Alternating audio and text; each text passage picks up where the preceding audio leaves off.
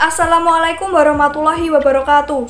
Perkenalkan, nama saya Cendana Diana Haryanto dari kelas 12 MIPA 1 absen 8. Di sini saya akan menjelaskan dan juga menyebutkan 7 kabinet yang ada di Indonesia pada masa demokrasi liberal atau parlementer pada tahun 1950 hingga 1959. Yang pertama, saya akan menjelaskan mengenai pengertian dari demokrasi liberal atau parlementer terlebih dahulu. Demokrasi parlementer merupakan demokrasi yang menganut sistem politik kebebasan individu.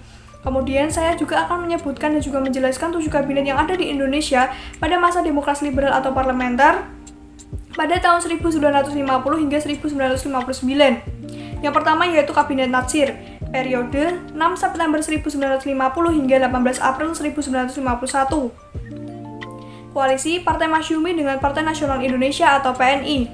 Prestasi yang pertama memetakan politik luar negeri Indonesia bebas aktif. Yang kedua, masuknya Indonesia menjadi anggota PBB. Kegagalannya, munculnya mosi tidak percaya kepada Kabinet Natsir oleh para kalangan parlemen.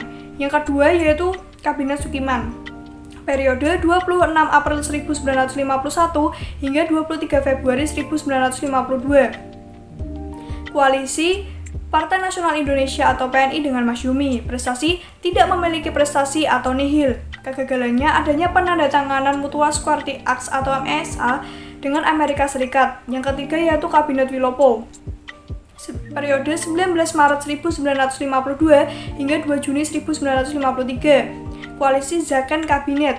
Sedikit pembahasan mengenai Zakon Kabinet. Zakon Kabinet merupakan suatu kabinet yang jajaran menterinya berasal dari kalangan ahli dan bukan representasi dari suatu partai politik tertentu. Prestasinya tidak memiliki prestasi atau nihil. Kegagalan yang pertama yaitu adanya konflik di tubuh Angkatan Darat atau AD atau peristiwa 17 Oktober 1952. Yang kedua yaitu munculnya peristiwa Tanjung Morawa atau sengketa tanah di Sumatera Timur, yaitu masyarakat sekitar tidak boleh menggarap sawah miliknya sendiri karena sudah digarap oleh penggarap liar dari negara asing. Yang keempat yaitu Kabinet Sasso Amijo I periode 31 Juli 1953 hingga 24 Juli 1955. Koalisi Partai Nasional Indonesia atau PNI dengan Nahdlatul Ulama atau NU. Prestasi yang pertama yaitu suksesnya pelaksanaan Konferensi Asia Afrika KA di Bandung, Jawa Barat. Yang kedua, membaiknya hubungan dengan Cina. Yang ketiga, penuntasan DITI di berbagai daerah seperti Jawa Tengah, Jawa Barat, Aceh, Kalimantan Selatan, Sulawesi Selatan.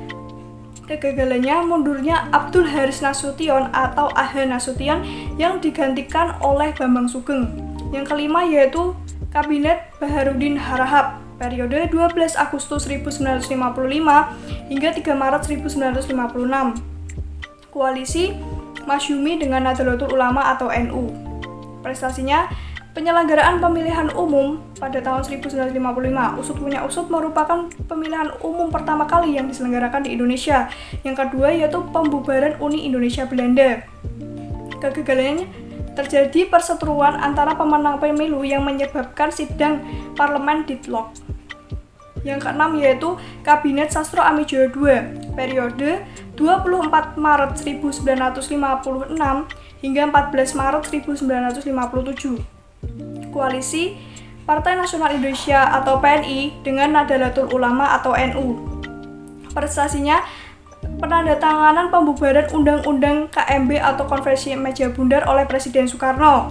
Kegagalannya, munculnya sentimen anti-Cina. Yang ketujuh yaitu Kabinet Juanda, periode 9 April 1957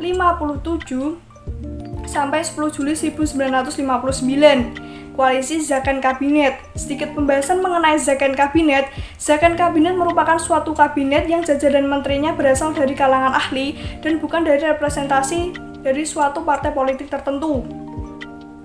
Prestasinya, penetapan laut wilayah teritorial Indonesia dalam deklarasi Juanda. Kegagalannya, munculnya peristiwa Cikini atau membunuh Presiden Soekarno agar lengser dari presiden, tepatnya pada tanggal 30 November di daerah Cikini, Menteng, Jakarta Pusat. Sekian dari saya, bila ada kesalahan kata, saya minta maaf. Wassalamualaikum warahmatullahi wabarakatuh.